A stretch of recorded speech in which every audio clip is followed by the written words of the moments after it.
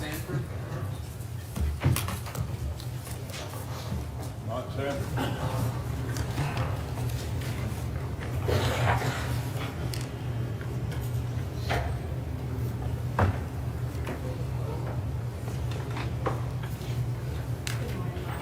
Raise your right hand.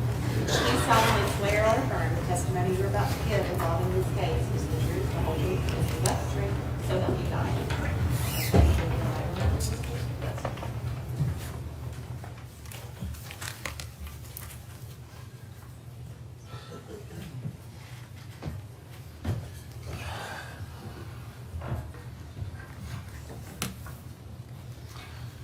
All right. What is your name? Christopher Sanford. And we go by Mike. Yeah. Okay. Mike, do you live in the Cortland area? Yes. Okay. Do you know Quentin Tellis? Yes. Do you see him in the courtroom today? Yes. Would you point him out and tell me what he's wearing? Blue shirt. Record reflect he's identified Quentin, the defendant, Your Honor. Record was so reflect. Mike, how old are you? 45. And you live in the Cortland area, is that correct? Yes. Okay. Back on December the 6th of 2014, which would be the day that Jessica died or was burned. Do you remember that day? Yes. Remember it, some of it. Was that a Saturday? Yes, I think it was. Okay. Were you in Cortland the morning of, in the early afternoon of December the 6th? That morning, yeah. Okay. And did you leave and go anywhere later on that day? I went to Nashville. And do you remember what time you left going to Nashville? It had to been around by 2 something. Okay. And were you alone when you went to Nashville? No, sir. Who went with you? Travis Carr and Melissa Suggs. And why did you go to Nashville? To a game. All right. What game? Giants in Tennessee. All right. It'd be the New York Giants and Tennessee Titans. Yes. All right. Do you have a friend that plays for the New York Giants? John Jerry. And is John Jerry from Batesville or this area? Yes. Okay. Yes. And how long have you known John? I've been knowing him a long time. Okay. And did John have anything for you, or as far as where you're staying, who paid for that? He did. Okay. And who provided you with tickets to the game? He did. And did you in fact go to Nashville? Yes.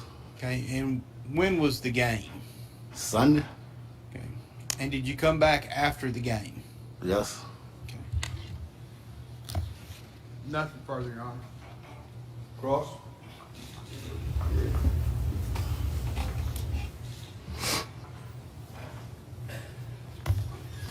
Good morning, Mr. Sanford. Good morning. Tell me, they call you Big Mike. Yes. Is that still what they call you? Mm-hmm. Mr. Sanford, Yes. you testified that you went to a Titans game Yes. on December 6th. Did you see Quinn Tellis on December 6th? That morning, You saw him that morning? What were y'all doing that morning? I was sitting at the store waiting on my rider to come. Okay. Did you talk to him? Yeah, we talked. How long did y'all talk? I don't remember that. We probably talked a little while, long enough till my rider got there. Sure. You knew Quinn Tellis, correct? Mm-hmm. Did y'all have an occasion to hang out? I said, what now? Did y'all ever hang out together?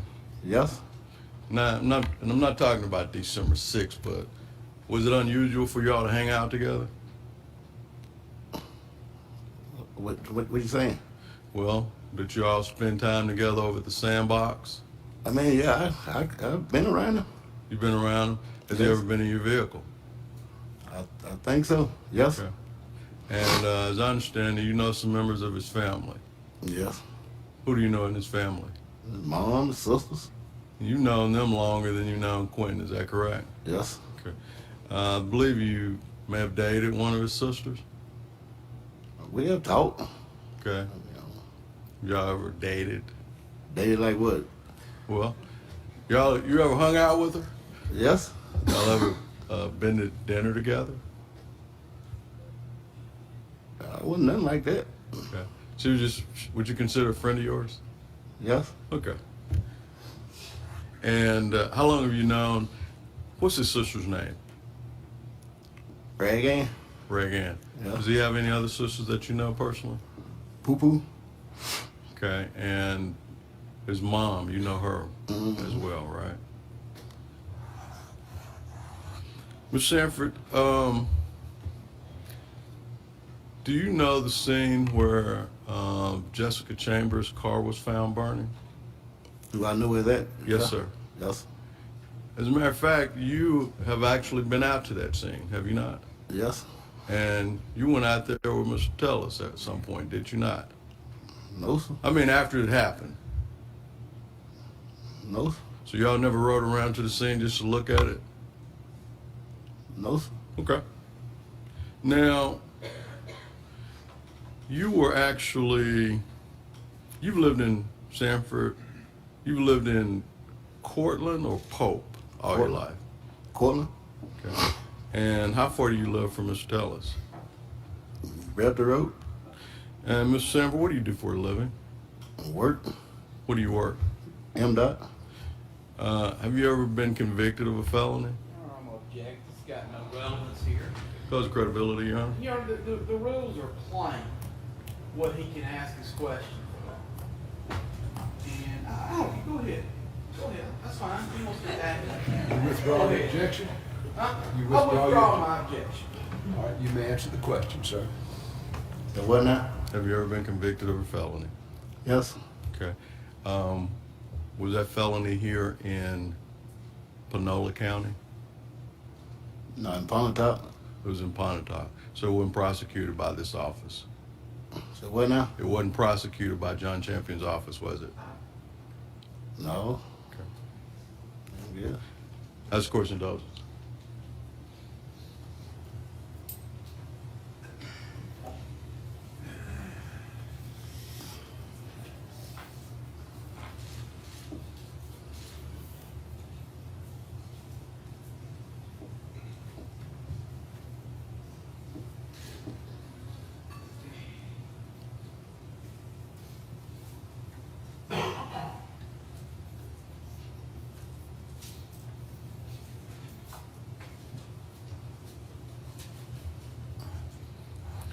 Mr. Sanford, when you went to Nashville on this particular occasion, you talked about Travis and Melissa Suggs accompanying you. Did I get that right? Yeah, they rode with me. What's Travis's last name? Car. Travis Carr. And how do you know Mr. Carr? That's my cousin. He's your cousin. Okay. Is Melissa, is that a female? Yes. And when did you come back from Nashville? That Sunday evening So after the game. the next day?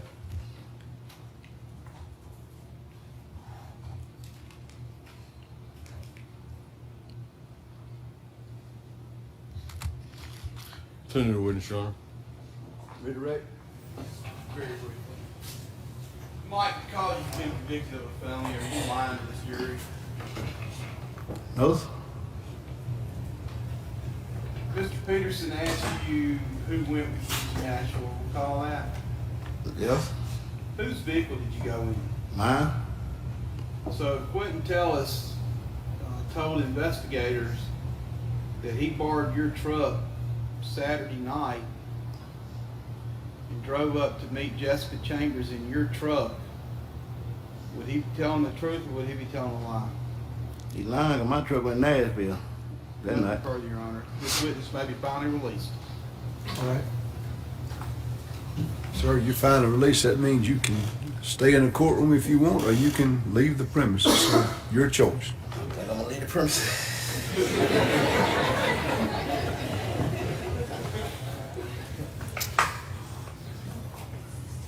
I'm gonna call you next witness.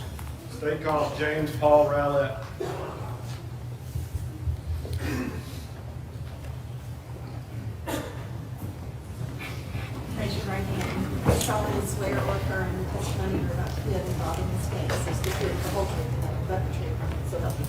I do.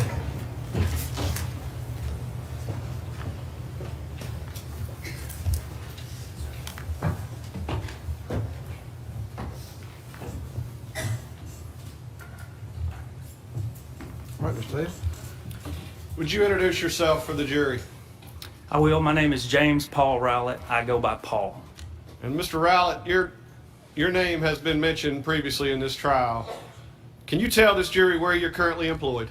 I can. I work for the United States Department of Justice. I work out of the United States Attorney's Office. I'm an intelligence specialist with the Department of Justice. How long have you been an intelligence specialist with the Department of Justice full time? I've worked there for 15 years. And currently, and even prior to that 15-year period, did you also have another type of employment?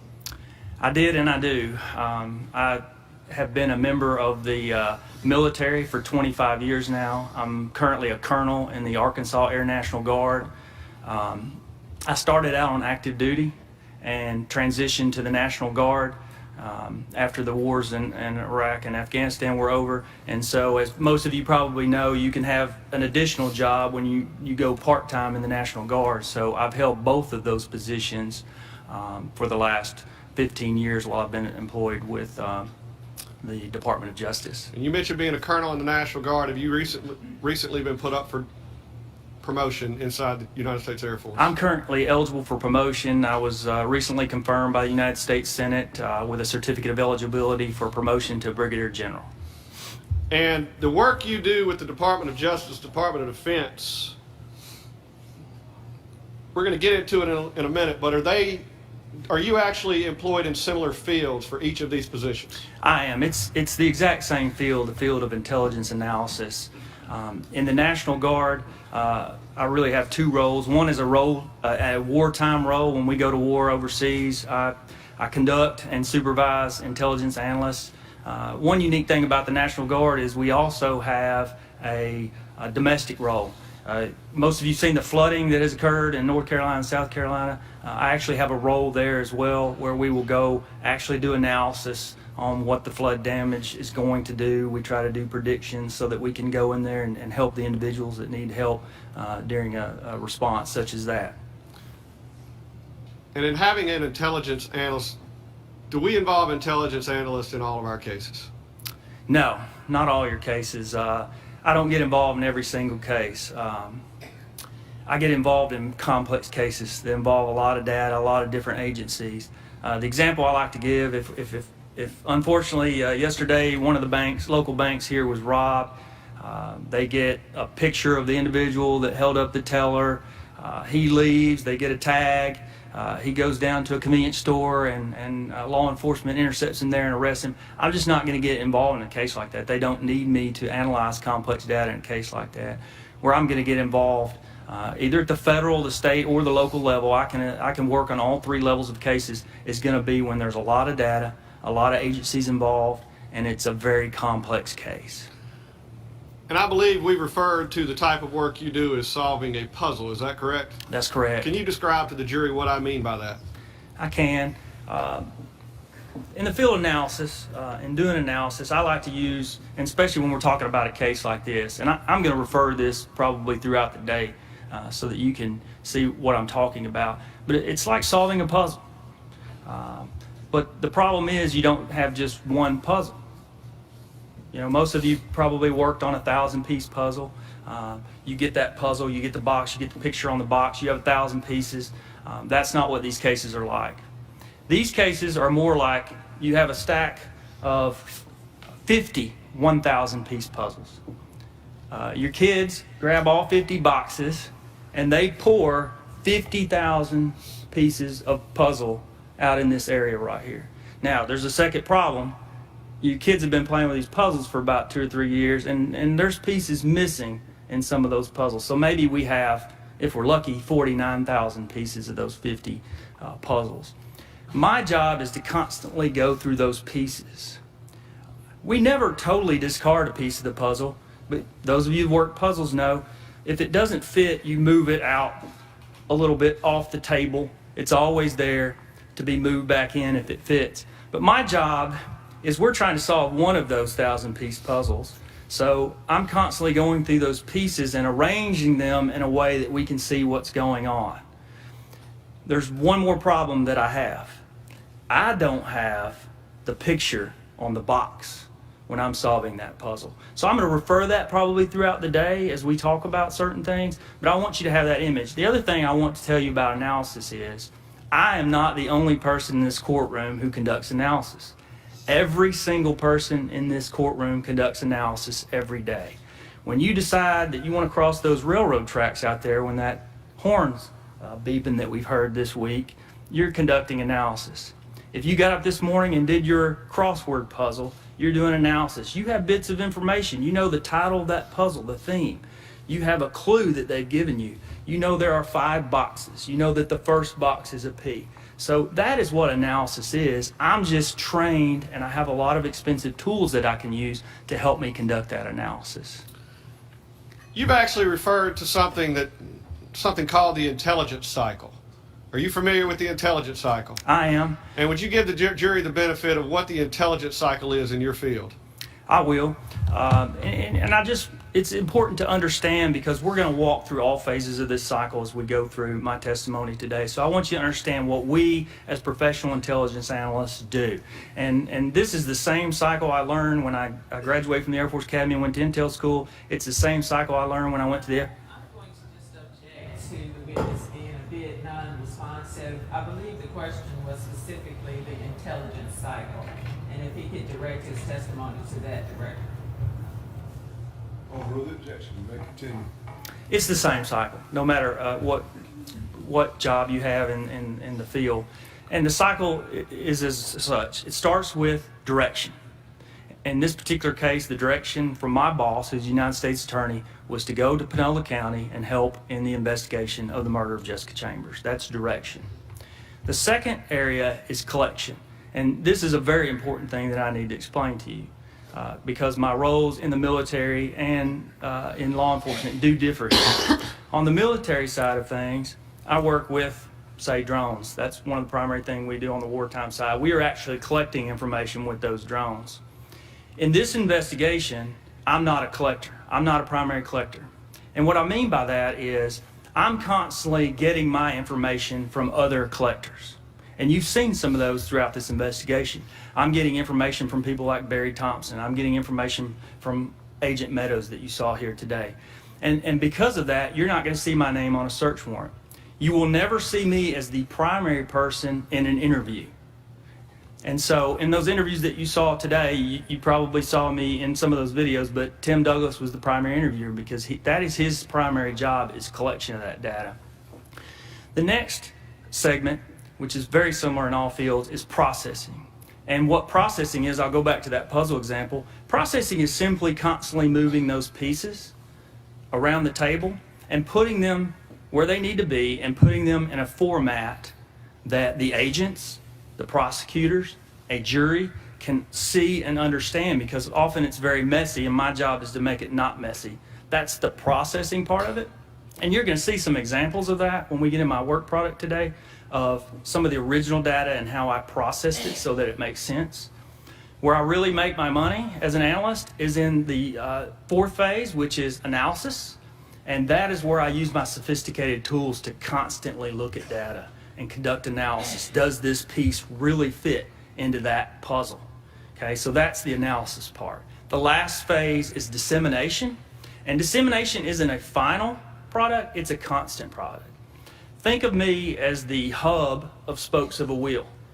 I'm not the leader, I don't want to portray that at all, but as information comes in around that wheel, it constantly comes into me to be processed and analyzed.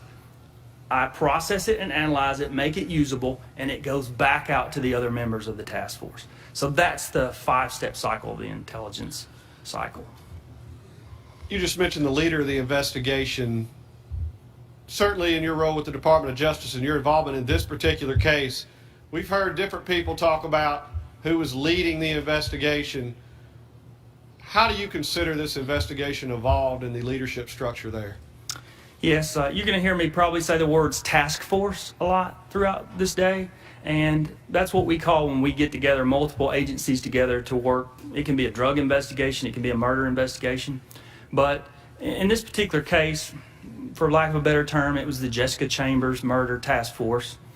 We had a lot of agencies involved. I think you all have heard a lot about that this week. I don't want to say that anybody was in charge of that investigation. I want to explain to you how that works. In an investigation like this, we have all the agencies involved. We typically defer to the agency that has the expertise to answer the question that needs to be answered. If we're trying to solve something locally or answer a question locally, we're obviously going to go to Barry Thompson and those folks at the local sheriff's office. They know the folks out in the county the best. If it's a alcohol, tobacco, firearms issue, we're going to defer to someone like Scott. If it's murder investigation specific, Mississippi Bureau of Investigations is the primary agency. So we typically talk about things and make decisions based on consensus. We defer to that agency, and all things being considered, if we disagree, which is very rare, but it's got to do with how we're going to proceed with the case, we're going to ask the district attorney that's involved in the case to break that tie, if you will. I can't think of many times that's actually had to happen, but if it's a legal issue, obviously we're going to defer back to the district attorney's office. So that's how a case like this would go. Mr. Rowlett, I think we've all worked puzzles. And in puzzles, there are pieces that fit and don't fit. And is that what you're attempting to do?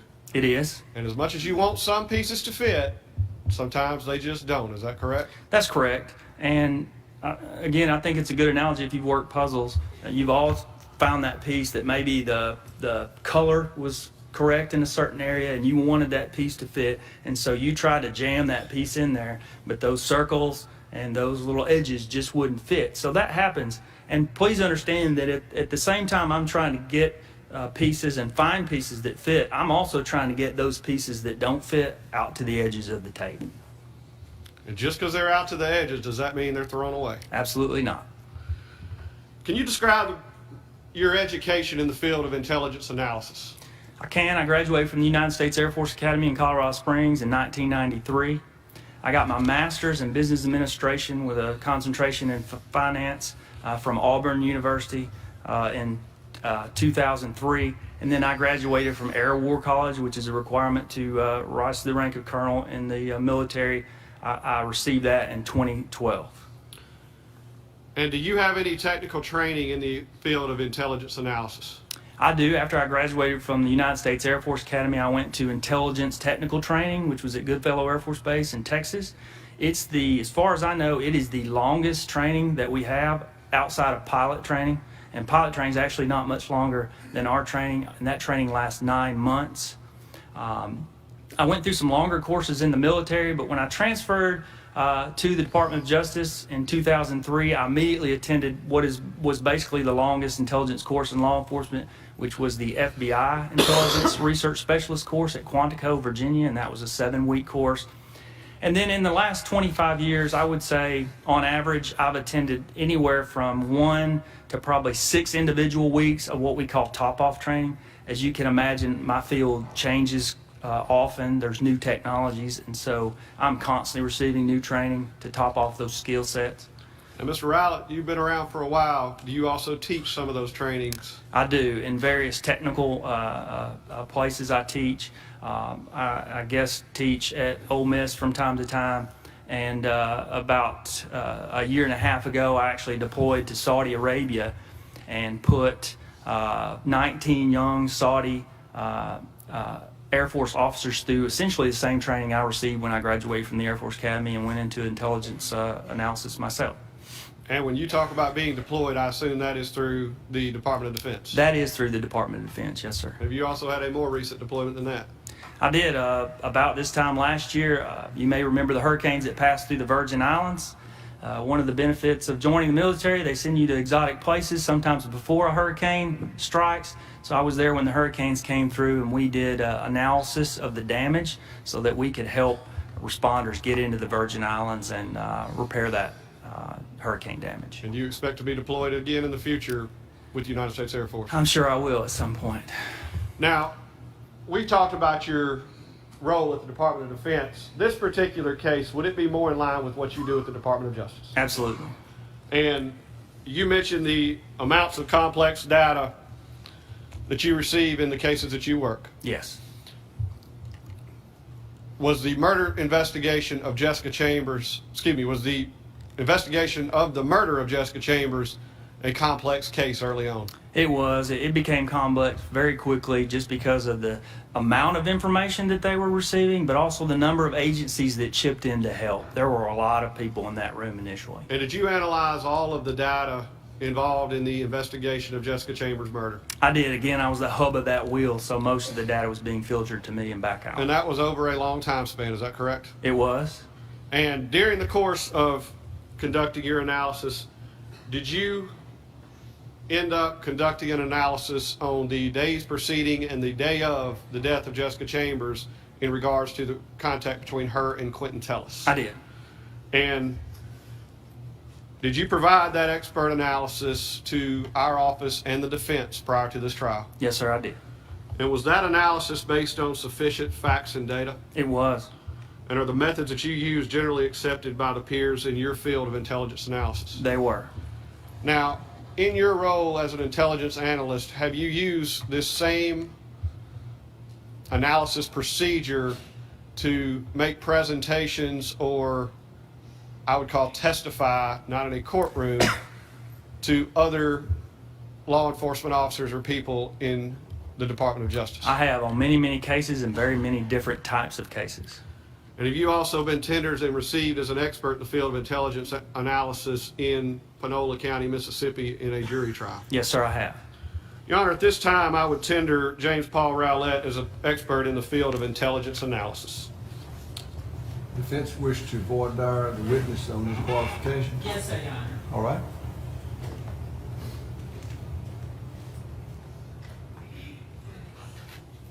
Good morning, Paul. Good morning, Miss Darla. How are you? Good, how are you? Good, thank you. Just briefly, I believe that a large part of your involvement in this case had to do with cell phone analysis. Is that correct? That was one of the data sources that we used, yes, ma'am. Okay. A significant part, though. You agree with that? I would say it was one of the larger parts of data that we looked at. Yes, ma'am, I would. Yes. If you would, please give me what training specifically you have in cell phone analysis and data. Yes, ma'am. I've gotten that training through a number of sources. I mentioned that training at Quantico at the FBI Academy. A portion of that was analysis of cell phone data. A lot of those 1 to 3 week top-off courses that I talk about involve the analysis of cell phone data. Probably the best training, or the most training I've had, is I have some software that I'm going to talk about today called I2 Analyst Notebook, and that specifically is a database where we take cell phone data and analyze it. I've been through training that the Department of Justice has put on, but IBM has now bought that product. They own it, so I've actually been to vendor-specific training for that as well. Okay, so let me make sure that I Yes, absorb what you just told me. Would that be back in 2003 at the FBI specialist training? It was, yes, ma'am. That's when probably the first training I received in law enforcement cell data training. Yes, ma'am. Okay, and during that training, was it just a week's type? It was the program? total training was 7 weeks, but not all of it was cell phone data training. Right. No, ma'am. Of that 7 weeks, what was cell phone analysis? I would say probably 2 or 3 days in that training. Right. I can't, it's 2003, but I'm guessing 2 to 3 days, Ms. Starr. Okay. And did you say that you teach at Ole Miss now, or From time to time, I teach in their courses. I don't get paid to do that, but I do that from time to time. Okay.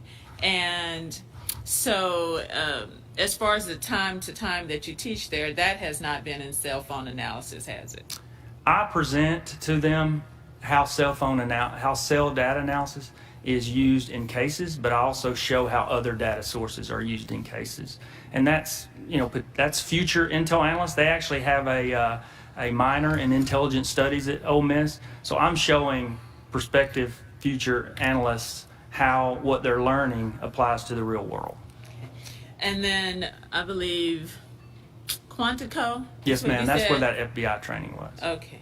And as at the Department of Justice, has there been anything specific to cell phone analysis that you've completed? Yes, ma'am.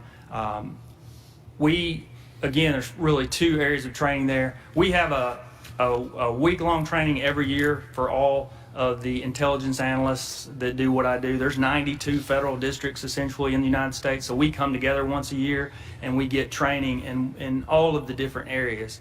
So, Ms. Dart, I wouldn't go through a whole week at that conference of cell phone training, but there's going to be a portion. And when I say cell phone training, I really want to say how we use cell data and analysis. And that the program that I talked about, I2 Analyst Notebook, that was very specific training, which involved other types of data, but it's very powerful when it comes to cell phone data. I did go to some week-long courses in the Department of Justice that were specific to that, and then I also went to a vendor course, the vendor that makes that program, and I went through like a week-long training with that vendor as well. Okay.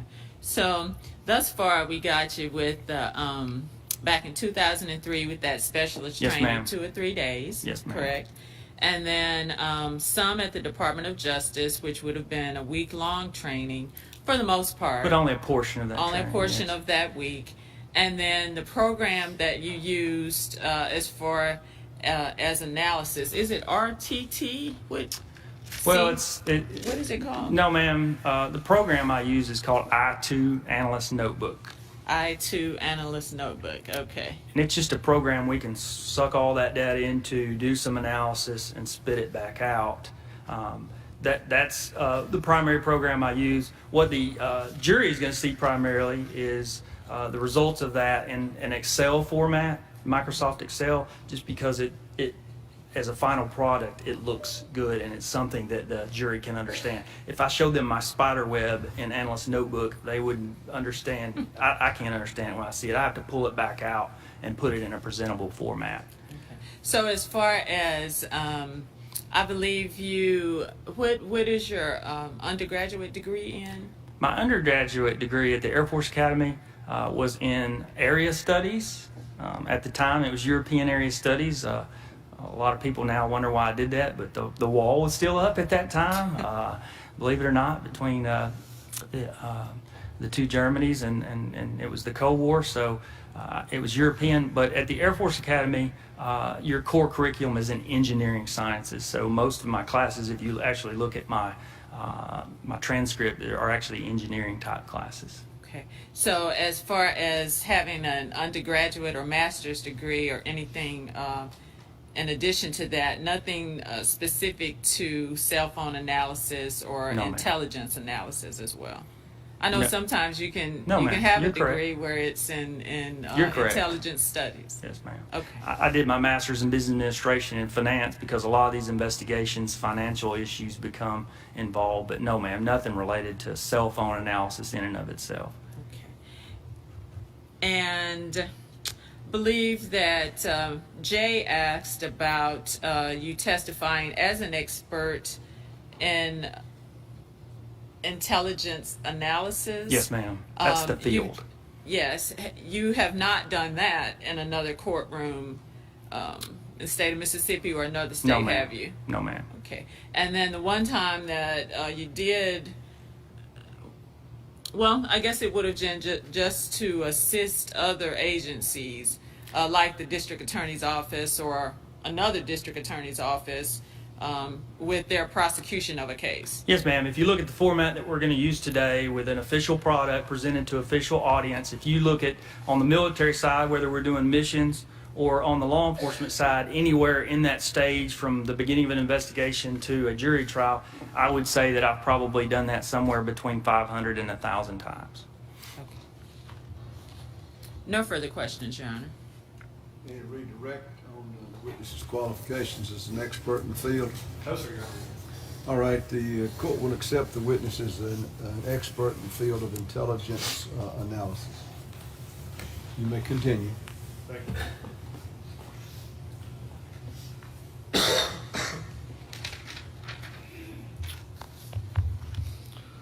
Mr. Rowlett, I'm going to move you specifically to the murder investigation of Jessica Chambers. Yes, sir. When were you contacted regarding some potential help that might be needed? Right. If you remember the crime occurred on Saturday. As far as I can remember, the first time I was contacted for help would have been on that following Wednesday, so 4 days later. And where were you when you were contacted? My father lives in the Ozark Mountains over in Arkansas, and I was over there visiting him for the end of that week and that weekend. Now, is there one item that you never travel without? I never go anywhere without my computer. And at the time, you and I did not know each other. We had never met, correct? That's correct. There were some people within law enforcement that knew of you and your particular skill set. There were. I think probably most of the people, I won't say most of the people, some of the locals did not, but a lot of the people working on the case knew me. In particular, Clint Robertson, who's a local Panola County deputy who's actually on the U.S. Marshals Task Force, knew me, and Tim Douglas, who basically taken the lead for the Mississippi Bureau of Investigation portion of the investigation. We had just finished a very large, complex, similar case in another area, so he knew me. So it was really those two that reached out to me for my skill set. And because you always carry your computer, were they able to start sending you information that Wednesday, even though you were out of the state? They were. I told Clint just to start forwarding everything they got to me from the investigation. So he did that. I started work on that. I came back, I think it was on Saturday. I actually went to my office and did some work at my office. It's just easier at my office because I have multiple screens, multiple computers. And so I did some work there. And then I was told that there would be a large meeting on that following Monday, so about 9 days after the murder, where all of the agencies involved were going to come together and meet together. So I went to that meeting, and that was the point at which I started working out of that command post that you've heard about, that big conference room, for some time. And approximately how long were you there almost every day? I would say we worked out of that command post area for probably 2 to 3 months. And were there other analysts that came to assist you? There were. There was a very competent, very skilled FBI analyst named Bart Todd that came. Bart and I would also bounce information off. The FBI has a field intelligence group that's in Jackson. While they didn't have members there, we could constantly bounce information off of them. And then the state actually has what's called a fusion center. It's an intelligence center, for lack of a better term, down in Pearl. And we would constantly bounce things off of those analysts as well. Early on, did you, the Marshal Service, the individuals in that room that were what I call the more technical guys than myself, did y'all have an item of evidence that you began to look through? We did. That was Jessica's phone data. And what were you able to retrieve from Jessica's phone originally? I'm going to go through several stages of what we were able to get about Jessica's phone. The first thing that the U.S. Marshals were able to get with her phone was what's called exigent data from the phone company. It's the thing that you can get the quickest. And what they're going to do there is that's only, in this case, it's going to be, because we had her phone, we didn't need to find out where her phone was. They actually had retrieved the phone and evidence. But they wanted to know everyone that she had talked to, specifically those last 24 hours before she was killed. So they were able to get that very quickly. So that's the data that they started with. The second set of data that they were able to obtain, which they had to do some paperwork on and get essentially a search warrant or an order signed by a circuit court judge, that would have been what I call her toll data, as well as her location data. And that's a month's worth of data going back from the time that search warrant was issued, a month's of data, who she's talking to, who she's texting, that type of stuff. You're going to hear me say the word tolls a lot. That's the same thing you would get. I know these days we don't see it much, but back in the old days you could get a phone bill and you could see all line by line who you talked to and how long. That's really what tolls are. In the search warrant order, we can also get location data. When you make that call, approximately where are you when you make that call. The final thing that was, well, not the final thing, there was 2 more bits of data. One thing that's very unique is Jessica had a Verizon phone. And with Verizon, we were able to get a search warrant or an order, and we were able to issue that to Verizon. Verizon actually stores the content of your text messages. And is this something that is normally unique to Verizon, or at It that time? is. It's unique to Verizon. So the moment that we issue a preservation order, so if we were to issue it today, right now, we can get the last 7 days from that point of your text content. That's what you're texting that goes through Verizon's cell towers. They actually capture it and they store it. And that includes everything. If Jessica had deleted that content on her phone, if it had ever gone through that cell tower, we're going to get that message. So we're going to essentially get her deleted information as well. The final thing, which came later, would have been the dump from Jessica's actual phone. Back you up. The jury's going to see some text message exchange from Quentin Tellis and Jessica Chambers. They are. Was all that received from what you just talked about from the phone company Verizon from Jessica Chambers' phone? It was. You're going to see the 7 days prior to when that order was issued of the text messages between her and others. Now, the calls on Jessica Chambers' phone went back much farther than 7 days. Is that correct? It did. We ordered 30 days of all that information. Now, finally, I want you to talk about what you just called the dump, because I don't know if this jury knows what a phone dump is. It's probably a terrible term for what we do, but Yes. we call them dumps. Would you explain what a dump is? I will. A phone dump is essentially it's a machine that a technician has. In this case, the marshals were primarily using that machine. Nick Balance with the marshals was sitting right across the table from me. If we got a phone, either through a search warrant, an order, or consent by the person that owns the phone, he can hook that phone up to that machine using a cord, and it's going to dump everything off that phone onto the machine and ultimately onto a computer in a format that they can send me. And it dumps everything. Your Facebook contacts, your pictures from your phone, your videos, your text messages, sometimes deleted, sometimes not deleted, your calls. Many of you now probably know that you can use Facebook and other apps to message other people, almost like text messaging. We get that information, again, sometimes deleted, sometimes not. I can go into that if you'd like. But those are the kinds of things we get from a phone dump. Sorry. I would. When you say sometimes deleted, sometimes not, that's going to come into play in this case, so please tell them what It what you're is. talking When about. you delete information from your phone, sometimes it can be retrieved. If you immediately delete it, a lot of times it can be. It depends on the phone, depends on the machine that's dumping the phone and the software that they're using. It also depends on how much activity you've had after that you deleted that item, because as you put new items on your phone, it will overwrite some of that old data. So sometimes we get the deleted information and sometimes we don't. Jessica Chambers was 19 years old. She was Was she active on her telephone as a normal 19-year-old? extremely active. How about Facebook? She was pretty active, yes, sir. She have a lot of Facebook friends. She had quite a few, yes. According to the information, because of the information contained on her cell phone, can you explain the size of the, again, referred to phone dump of Jessica Chambers' phone? I did. When they were finally able to dump that phone, the report that they generated was an Adobe format report that you could go through. It was 796 pages. Now, when you said when they were finally able to, explain what you mean by that process. We had a little trouble getting in her phone. You know, the problem, especially in Jessica's case, was the victim was deceased. And so we don't have the code to her phone.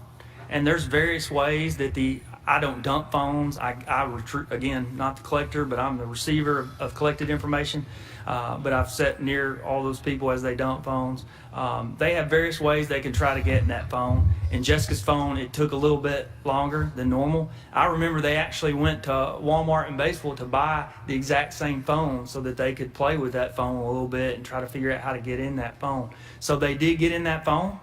I can't tell you the exact date, but it was sometime, because we were patiently waiting for, as you can imagine, we were patiently waiting for the marshals to get in that phone so we could see what was in Jessica's phone. You also mentioned tolls and location data. Are one of those a lot easier to get than the other, or quicker? They are. Total information is easier to get because we can actually issue a subpoena through either the district attorneys or in my part, they're called U.S. attorneys. We could issue a subpoena. And it's easier for the phone companies, I think, as well, to get that data back. In the case of location information, we actually have to have an affidavit by agent signed. it has to be ultimately signed by a judge, the order does, that goes to the phone company. And so it takes a little longer to get location data than it does just those tolls or those records like you would ask for from your phone company. Any information that would have been testified to, and I'll say this, as an expert, which you have been tendered and received, you are allowed to sit in the testimony of this trial. I am. And have you sat in through the testimony of this trial? I have. And as to the interviews of Quentin Tellis,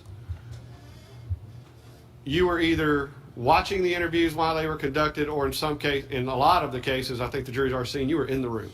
That's correct. I was in that chair where you were facing my back most of the time until I scooted around and was talking to Quentin. And you were there to provide the data. I was.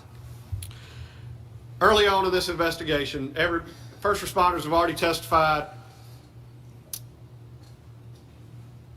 Did we have a name resounding through that room?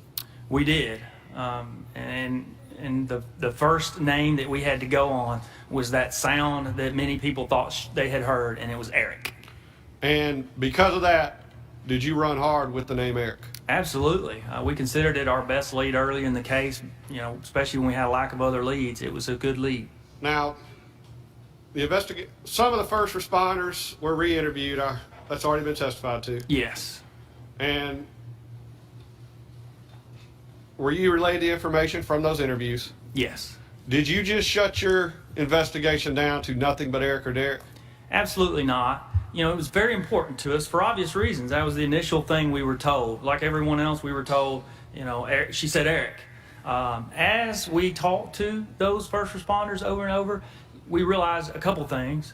One, that it wasn't as clear as they had initially stated, but also the FBI analyst, Bart Todd, actually put together a big billboard, for lack of a better term, of all those statements, because they were important to us. But as you looked at that billboard, you also saw some inconsistency in the statements. So it was still important, but did we rule anybody not named Eric out? The other thing I would say in regards to that is, people don't always go by their real name. My name is Paul Rowlett. People call me P-Row a lot of the times. But if you were looking in a database or asking somebody that didn't call me P-Row or know me well, they wouldn't tell you that my name was P-Row and that was associated with Paul Rowlett. I'm going to keep calling you Paul if that's okay. That'd be okay.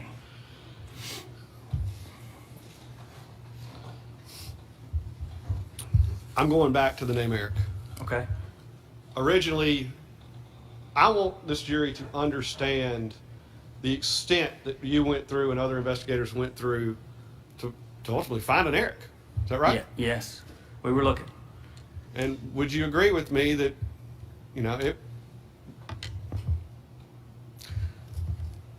never mind. As to Eric's or Derek's, how did you go about analyzing her phone? Well, we go back to that dump we talked to specifically. Well, let's talk about the first 7 days of text. Okay, first off, and those tolls. We're going to analyze her tolls, and we're going to look at every number she talks to. Would have been great if on the day she was murdered, she was talking to somebody named Eric. But not only on the day she was murdered, she didn't. But when we analyze every phone number from those 30 days, no Erics, no Derek's. I keep saying Eric, but there were a couple of first responders that thought it might be Derek. So we were looking any form of that. We were looking, I remember there was a guy named Jarek. So we were looking at any form of the name Eric in those. When we really, even though we moved on from that because there were no text messages that indicated there was an Eric, there were no phone numbers she talked to that indicated there was an Eric, we were still excited about that phone dump because we didn't know what would be in there. Tell me how y'all went about analyzing that phone dump. We did a number of ways. I would say when that phone finally was dumped and Nick was sitting across the table from me when he finally received that dump, and it was 796 pages, we distributed that to everybody in the room. We were that excited about that phone dump. Now, some people have more skill sets like me. They want to see that electronically so they can search it. Some people are a little more old school. So I remember that there were people that printed out all 796 pages of that dump, and they were going through it, scouring it line by line. Me, because I had so many other things going on, and because this is the way I would do it anyway, I was using some search techniques, and I also indexed it so I could use some search software on it. And ultimately, in going through that dump, how many Erics or Dereks that you located did you locate that were in that particular phone? We found 2. And what type of friends were they? They were Facebook friends with Jessica. So when we were looking through all her Facebook friends, there were 2 individuals with the name, any variation of the name. They were both Eric. I believe one spelled his name with a C and one spelled his name with a K. Did you, in fact, see any communication whatsoever between either one of those 2 individuals or Jessica Chambers? We did not. We looked into both of those individuals to see what other type contact they had other than just being Facebook friends. And I think all of us kind of understand what that means when you're a Facebook friend. I don't have to describe that. Sometimes you're a close friend. Sometimes you just click on a button and you become friends. But we did want to look further and see if there were any other communications, either by telephone, were they speaking by Facebook Messenger, those sorts of things, and we did not find any further communication between her other than being Facebook friends. However, just because their name was Eric, did you conduct an analysis on them? Absolutely. And will you explain that to the jury? Yes. So throughout the investigation, I'm collecting more and more data. I'm putting it in that software that I talked to Ms. Palmer about. As we collect information, and with that information, it may be a phone number, but I'm also going to collect information associated with that phone number or that individual, their addresses, where they live, in some cases where they are located during the time of the murder through the tower dumps that we had. So we're going to look at that. In some cases, we would actually, if we found something of interest, we would go try to interview people that we were looking at through the cell phone data if it piqued our interest. And so we were doing that. We would also go to those individual Facebook pages if they were unlocked, and a lot of people's Facebook, especially back in 2014, were unlocked. So we would try to analyze where they were, what they were doing, who their friends were, and those sorts of things. And of those 2 Erics, I'm going to break them down. Did one of them actually live? I'm sorry, you just mentioned tower dumps. I did. What is a tower dump? A tower dump, again, I don't know why we use the word dump for everything because it's very different than a phone dump. But a tower dump is essentially getting all the information that goes through specific towers through a certain time period. Again, it has to be obtained through a search warrant signed by a judge. But let me give you an example.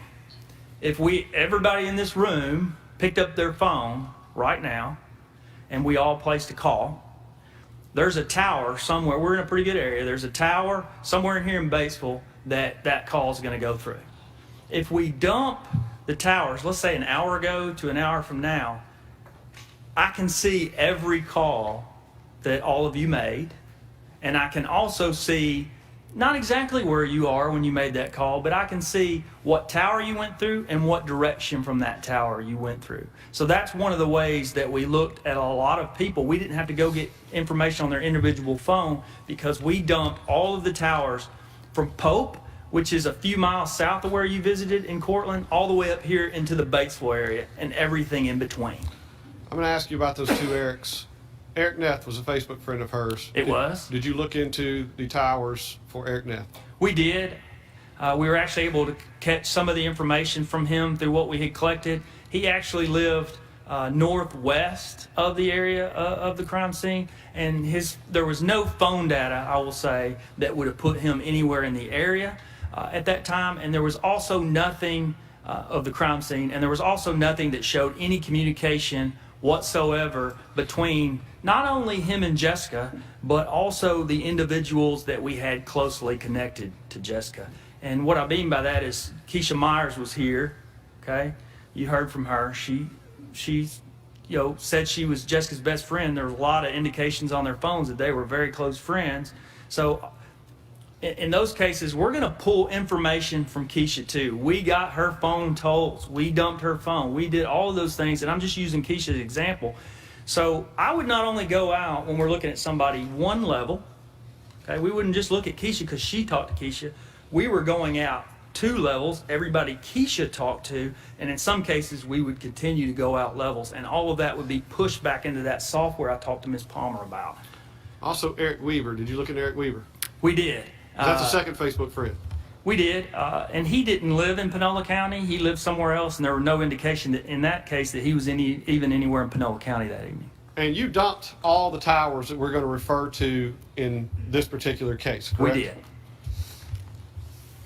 You just mentioned the first circle of friends, which what do you mean by a first circle of friends? People she was in direct contact with. In order to make sure you covered your bases for any possible Erics and Derricks, did you extend beyond that? Absolutely. I can't tell you how many sets of phone records we pulled. It was a lot. You know, you saw a lot of people, or you've heard a lot of people this week. We pulled most of their records, and again, now I not only see their communication with Jessica, but I see their communication with everybody else. So as we got information, I could look at those everybody else's and see if there was any connecting back to Jessica in those instances. And finally, in regards to extending your search, did you extend outside of Panola County for any Erics and Derricks living in the area? We did. Another tool that we used, and another thing that we did, and Bart and I were working with the Fusion Center and the Field Intelligence Group at the FBI, but I can do the same thing. They helped me with it, and the first thing that we did was we went into databases, and we have a lot of different databases we can go into. We searched those databases for every single person in Panola County named Eric, Derek, Jarek, any form of that. And we not only download their names, we downloaded information associated with those individuals, their address history, those sorts of things, their car registrations. And so we downloaded all of that information, and it again goes into my database. So as we get leads later, I can bounce it off that information. I remember, and I can't remember the exact date, but once we had kind of, gone through a lot of leads and a lot of that information, I decided to actually do the same thing for all of the counties that connect to Panola County and downloaded that. And the other day, just because I wanted to do it, I actually went into my database and I searched to see how many were ultimately in there. And we had, and this was from what I've described to you plus any other information we collected, there were actually 468 people in my database that had some variation of that name that we could constantly bounce information off of as it came into the task force. And based on your analysis, did any of those 468 people have any communication or contact with Jessica Chambers? They did not. Now, obviously, we had a lot of information that ended up coming to you. Is that correct? We did. I believe you've heard rumors of somewhere in the neighborhood of 20,000 phone numbers. Is that correct? There were over 20,000 individual phone numbers that went into my database. And again, were all of those analyzed for any potential contact with Jessica We Chambers? constantly bounced information off of those, yes. Finally, there are two particular Erics that have been mentioned either during videos or testimony. I want to ask you about those two individuals Yes. specifically, okay? The first one is Derek Taylor. Are you aware of who Derek Taylor is? I am. And did you conduct an analysis on Derek Taylor as to whether he could have been involved in the death of Jessica Chambers? I did. Can you explain that analysis to the jury? I can. If I remember correctly, the first information that came in about Derek is Jessica had a friend that lived near her home called Charlotte Wilkerson. We were just told that Charlotte and Derek were close friends or something to that degree. So we ran with that. We looked at Derek Taylor extensively because of that. I had his phone number. We actually pulled his phone records, not just through what went through the towers, but we pulled his phone records and looked at those. We interviewed not only Derek Taylor, but we interviewed his associates who he was with that night. And in his interview, he mentioned certain things that we could verify. And in one case, he mentions that him, and I believe his girlfriend's name was Iris, had gone to Eminem video. And on the video, we actually see, at about the time he said he went there, him and Iris on the video. So those are the types of things we would do to eliminate him. And he was ultimately, again, not, I don't ever want to use the word eliminated or cleared, but that piece of puzzle, because he had no connection whatsoever to Jessica that we could find. Never, they weren't even Facebook friends. No phone contact of any kind. And so we took that piece of the puzzle and put it off to the edge of the table for. Did the investigator also interview other people that were with him that night? Absolutely, we did. We interviewed 2 to 4 people that were with him that night. And we received another Eric or Derek in this case, a guy by the name of Derek Holmes. Yes, Are you aware of that name? I am aware of it. And are you actually aware of how we received that particular name? I am. I believe it was the interview on the 10th of Quentin Tellis. He actually floated that name to the investigators, and I believe he said that Jessica, he had been stalking Jessica, I think was the term that he used. And so that was an obvious lead for investigators. So the investigators did a number of things with Derek Holmes. They not only brought Derek in and interviewed him, I know that they collected a DNA sample from Derek Holmes. They also went to his home and interviewed folks that were with him that night. We were also able to determine from Derek Holmes he had no transportation. And he lived out toward the sandbox, if I remember correctly. You all didn't get to visit the sandbox, but when you were heading south toward Cortland and we turned right to go to the crime scene, you may remember, out to the west, the sandbox, if we had turned left and gone maybe 3 to 4 miles, we would run into the sandbox. So he was a good way away from the area of the crime scene and the store that night. This jury is not from here.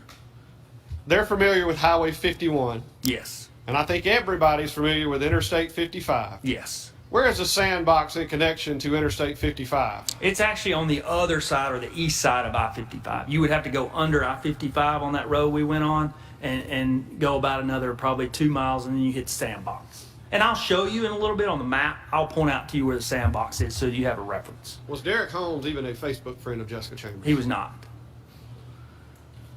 Now, as an intelligence analyst, we've talked about, in certainly particular cases, you attempting to include individuals in the investigation of Jessica Chambers' death as a possible suspect. Yes. What do you end up doing more of in that process? We end up excluding a lot more people. And again, I think it's just as important to exclude people.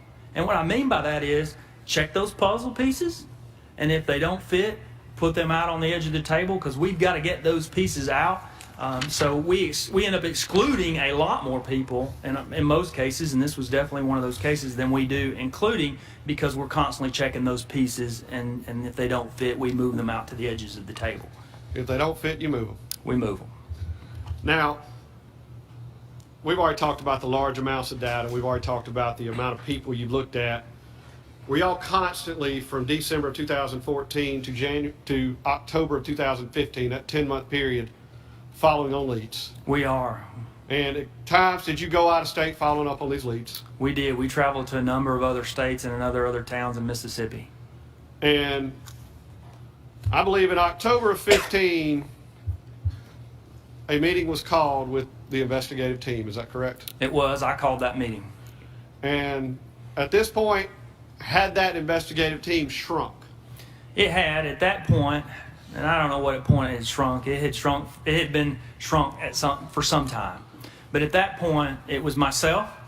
It was Agent Scott Meadows, who you met today.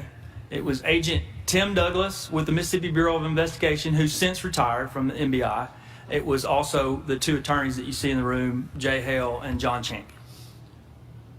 Had the glamour worn off this investigation? I hate to use that term, but you know, a lot of other people had gone back to their other jobs or other investigations, and the five of us were primarily focused on this case still at that point. Would you agree that the media was gone from Batesville? It was. And the tips, because of that, the tips weren't rolling in like they had. And that is a large part, I think, of that glamour wearing off, as tips were certainly dwindling, and that happens in any case. Why did you call that meeting October 2015? We were just at a point where we really were at a standstill, and it really occurred at that point. We had just been following up on what we considered to be a good lead, and not a single piece of that puzzle fit. So my idea at that time in October 15, and why I called the meeting, was you can imagine this data builds over that 10-month period, right? I'm constantly working with people that are collecting information and feeding me that information. So when we're looking at some of those early individuals, we don't have all this data we've collected. So my idea was, let's go back to the beginning and let's start working our way back through. But let's start bouncing all of that early information off all of this huge pieces of all this huge database of information we have now. So that was what I wanted to do. And that was something that out of the 5 of us, only who is capable of. I'm the only one that can do that particular part of it until I get a lead that we could all use.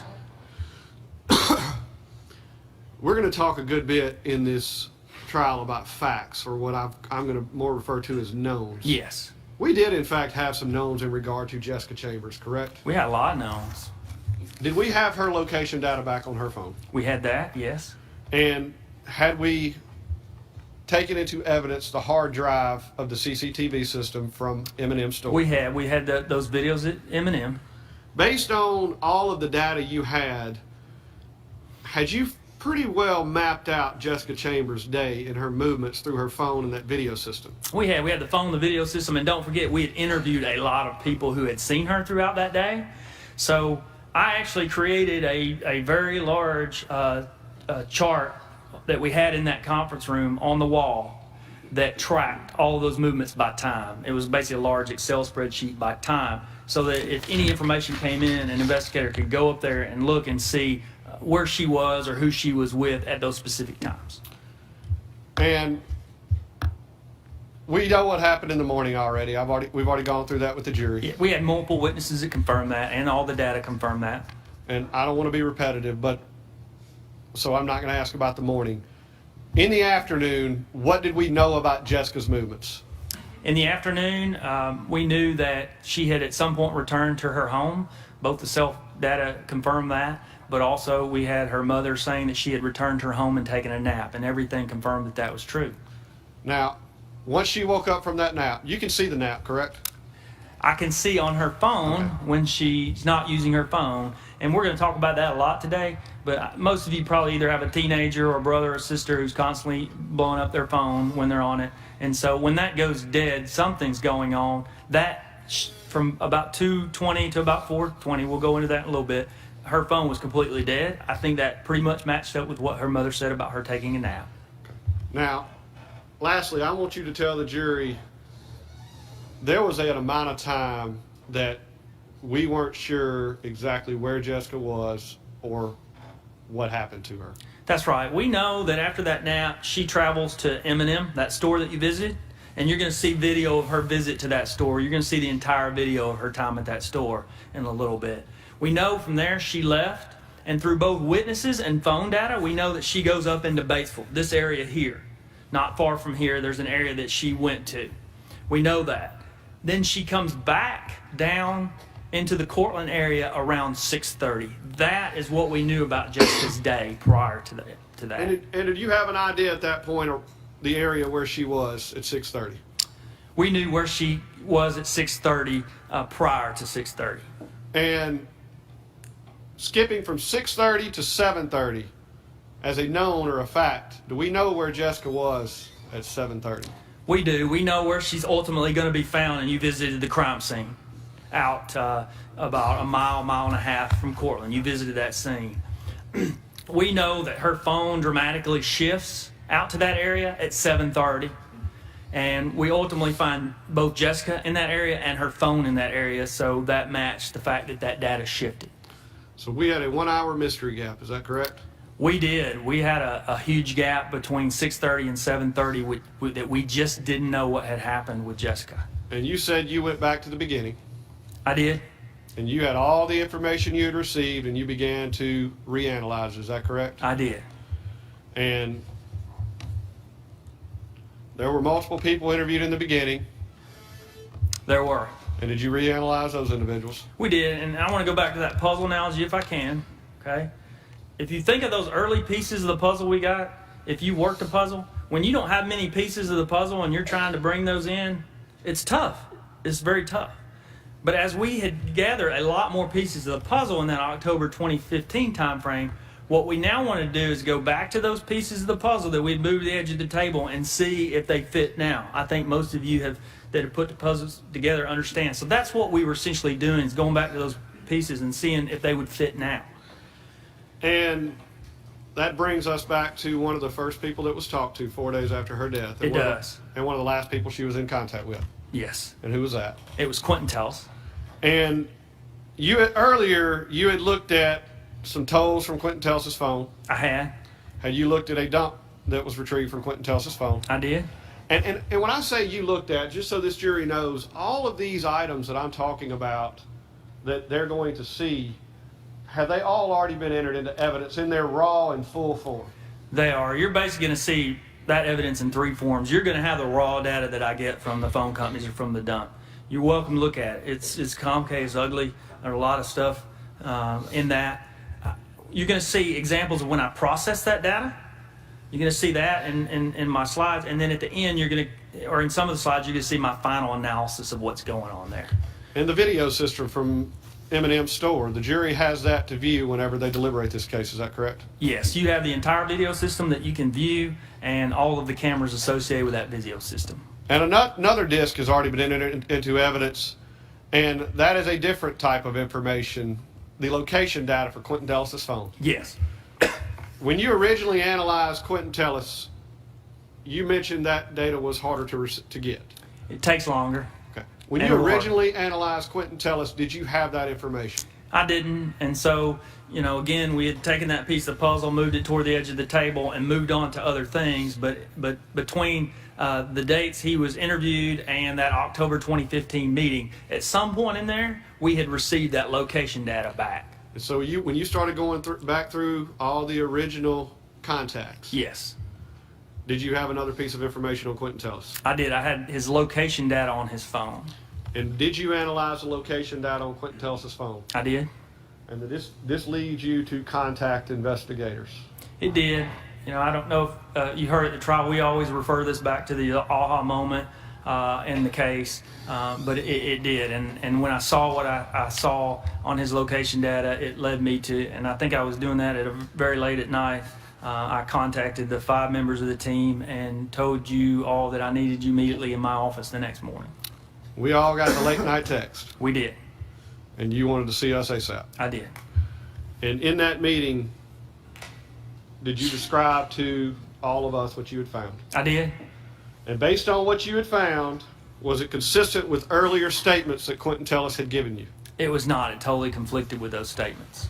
And did this lead you to conduct a full analysis of the days prior and the December 6, 2014 contacted communication with Quentin Tellis and Jessica Chambers? It did.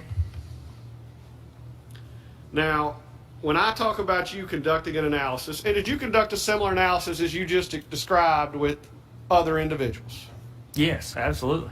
And if Quentin Tellis' story again would have checked out, would you have moved on to other people? We would have moved those pieces to the edge of the table and moved on to some other pieces.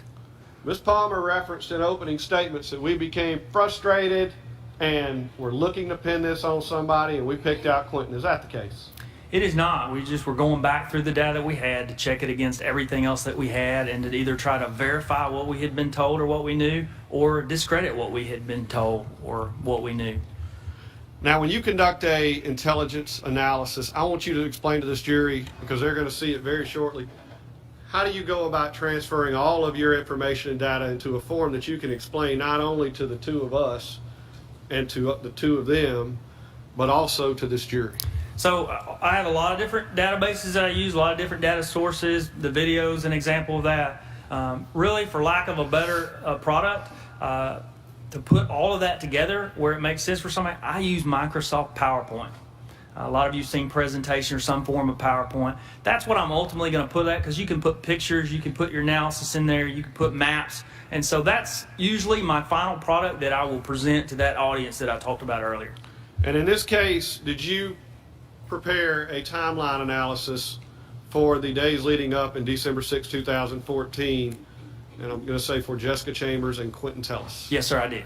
And did you prepare that in a form that was ultimately produced in a PowerPoint presentation? It was. And does that PowerPoint presentation, your expert report in what you found in your analysis? It is. Did you provide that PowerPoint presentation to myself? I did. Did you also have a chance to sit down and provide and explain that presentation, to that PowerPoint presentation, to Ms. Palmer and Mr. Peters? I did.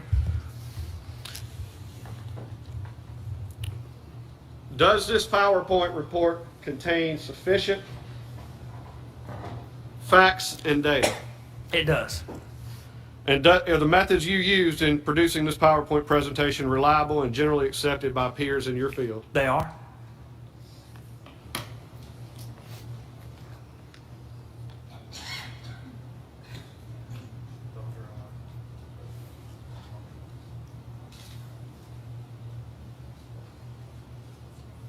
Thank you. You may.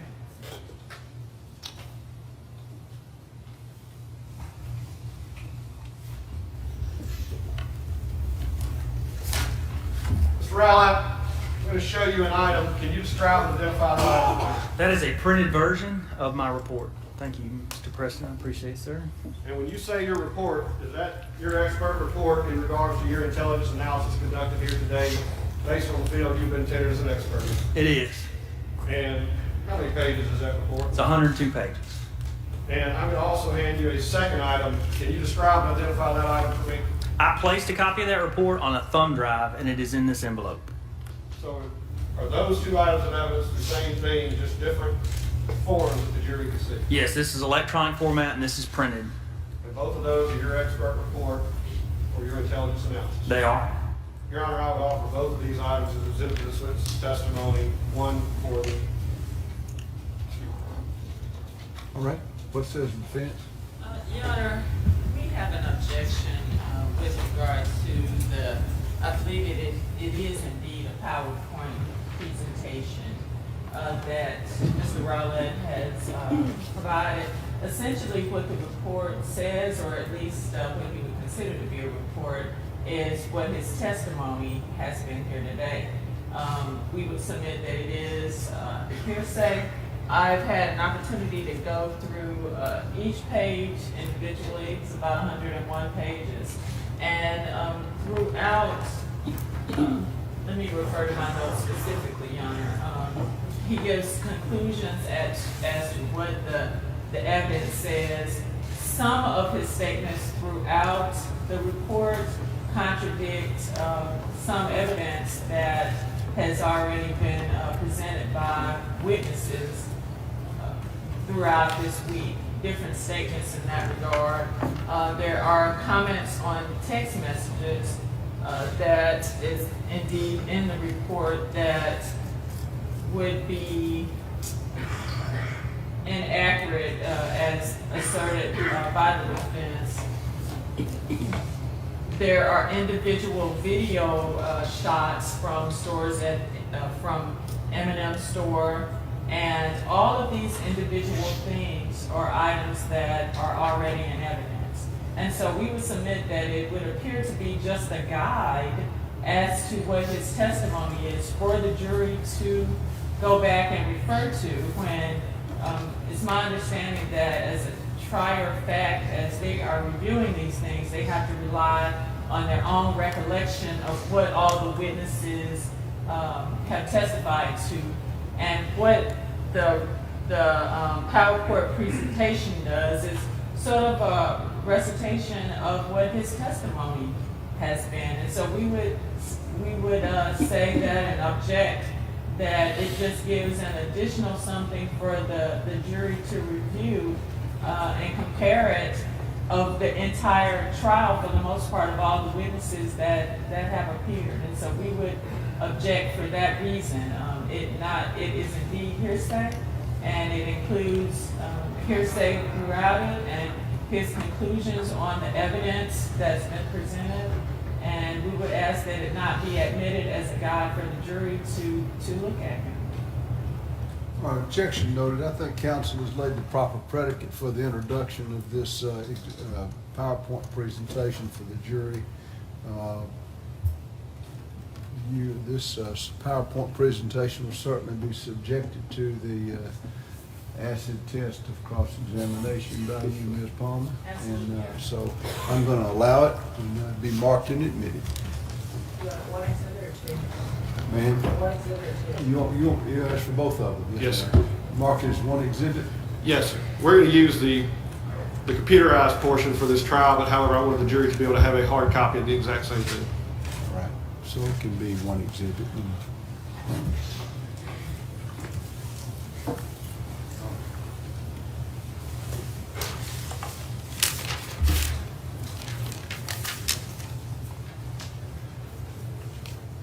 Number 48.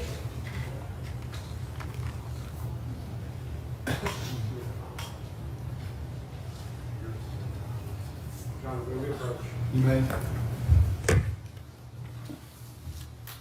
I think what I'm gonna do is go and put you out for early lunch and get you back I'm hoping you can eat your lunch and get back here in about an hour. I'd like to go on and move as far as we can or get through with this trial if I can. I know you know that I'm mindful of your time, and I wish to do that if at all possible. So I'm going to ask council to expedite the preparation of this, and for those involved to expedite your lunch. So chew fast. And I will see you back here hopefully in an hour, all right? Remember my admonitions about discussing the case or anyone talking with you, all right? Thank you.